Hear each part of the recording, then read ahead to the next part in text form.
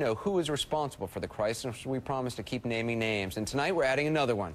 Allan Greenspan, the second longest serving chairman of the Federal Reserve. Here's 360's Tom Foreman. For nearly 20 years, no one held greater sway over the U.S. economy than Federal Reserve Chairman Allan Greenspan. When he raised or lowered interest rates, he rocked the financial world. The economy is doing reasonably well.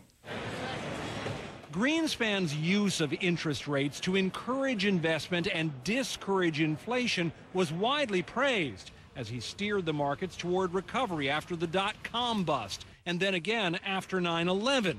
He helped put oceans of Americans into homes by creating a favorable environment for low-cost or adjustable-rate mortgages. But hold on, says Peter Schiff, who has his own brokerage firm, once advised Ron Paul, and was an early critic of Greenspan. The reason they were able to get all these teaser rates was because the Fed artificially kept those short-term interest rates down. There would be no subprime problem. There would be no exploding arms right now if it weren't for the artificially low interest rates that made it possible for people to borrow under those terms. Such critics say Greenspan's low rates made borrowing money seem too safe and easy. Some people bought homes they could not afford. Businesses took risks and made investments they should have avoided.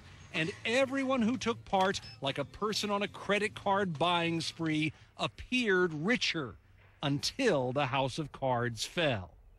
Greenspan was warned that problems were developing in the subprime market, but he appears to have never lost his faith that market forces, not more regulation, would keep the situation from exploding.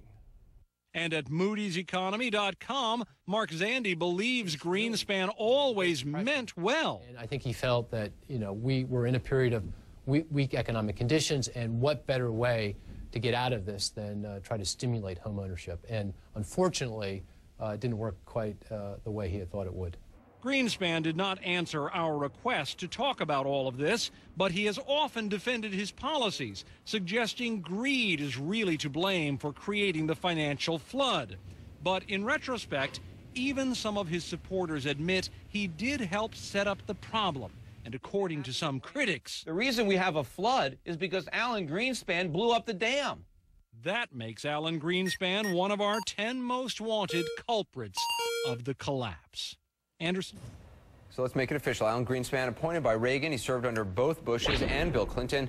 He now joins our 10 most wanted culprits of the class. We began last week with Joe Cassano from AIG, followed by Richard Fuld from Lehman Brothers, Chris Cox from the SEC, and last night, Senator Phil Gramm of Texas. Just ahead on 360.